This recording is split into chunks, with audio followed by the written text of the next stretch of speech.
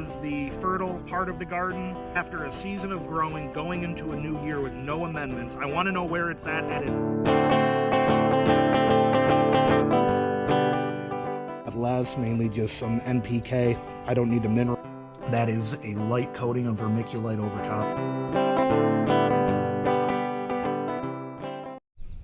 So today we're getting some white pine planted.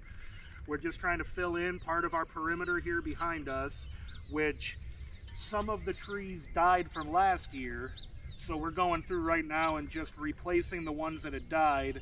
And then after that, with what I have left over, we'll start filling in other areas and trying to build up that windbreak so that our swales and our fruit trees that are going to be planted through here, some of which are already in the ground, have less stress and elements hitting them and causing them to have a little less growth or a little less fruit output.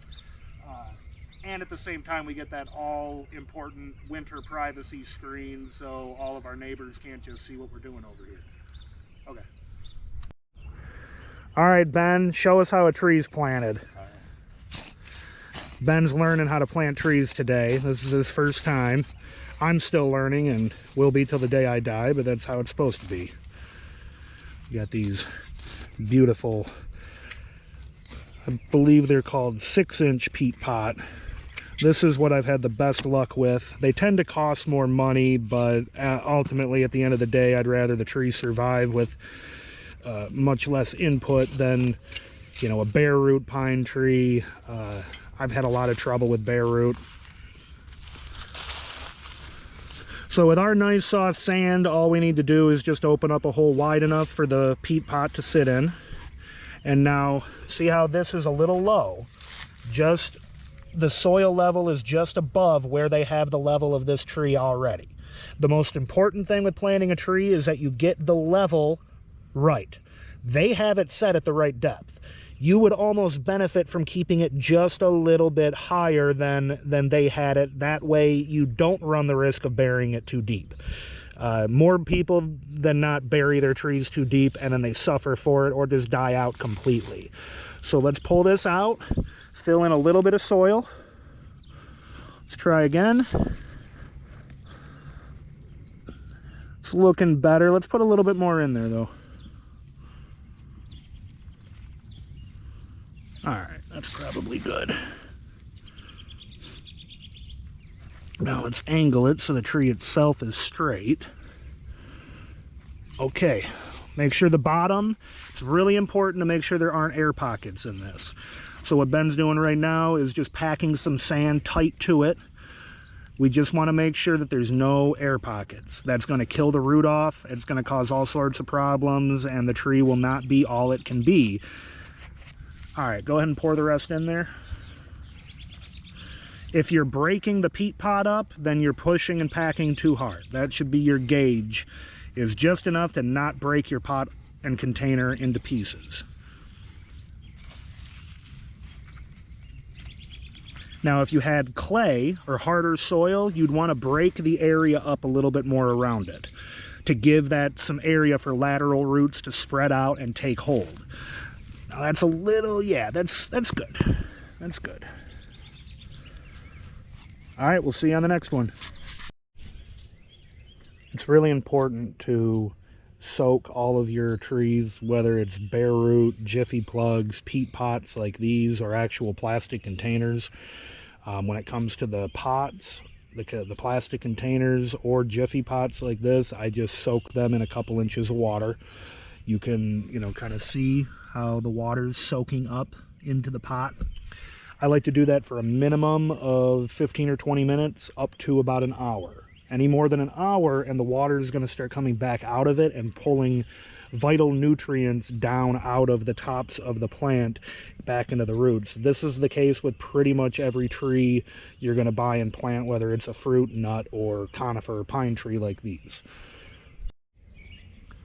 So if you look down here, I like to make these holes, especially on the side of a hill. When I take the sod up to plant my tree, whether it's a little plug like this or, you know, these bigger Jiffy pots. The diameter of this would be bigger if it's a Jiffy pot. I want to take up the sod, and then I pile the sod on the downhill side. That way, if I need to add an extra shot of water to them, I can just dump the water above where it's still grassy up here. The water will flow into this and fill it up, and then I'm done. I move on to the next one. So up here we got a Jiffy pot. It's a 6-inch Jiffy pot. The sod has been packed around the bottom. It makes a nice little bowl for that to fill up with water and properly soak in. Makes watering a lot easier.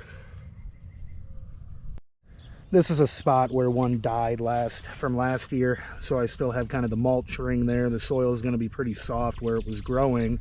And so for these, Ben, show us how we're going to plant this. It's going to be real simple. Just going to scrape out the soil, those wood chips. That soil right there that he's exposing is going to be super soft. Look at that. I mean, you just press 6 inches into it, no problem. That's right. We use our hands. The soil's good for our hands. Ain't nothing wrong with it. Hands-on's better for planting anyway.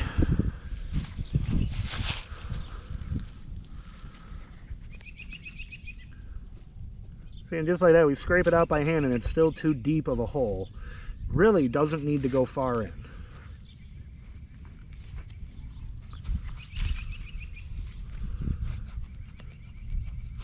Beautiful. It's a beautiful, beautiful thing.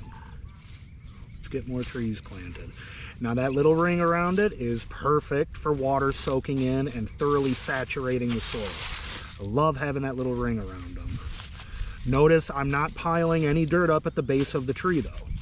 You need to keep that area at the same surface. Now, Ben, go ahead and step back. If you look at this, that was the exact same white pine, the 6-inch Jiffy pot. Same thing last year. That's why I like spending a couple bucks more a tree and getting those 6-inch Jiffies, because that got like 1.5 feet of growth almost, about 1 foot of growth, and 1 foot wider just in one season. I think the results speak for themselves. All right, so things to consider here. Access is ever important on the farm. You can see here we've got the 2 swales that were put in about 4 years ago. Hazelnuts and other things filling those in. So I've got this line of trees. Ben's down there planting along the driveway here.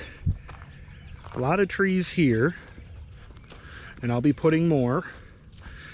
But I need access into this, into this area here. So I'm strategically leaving this space right here open because I want to be able to back a vehicle in if, I ever needed equipment in here. I want to have access to it without, these trees getting in the way. But I still want that privacy screen. So here's my neighbor.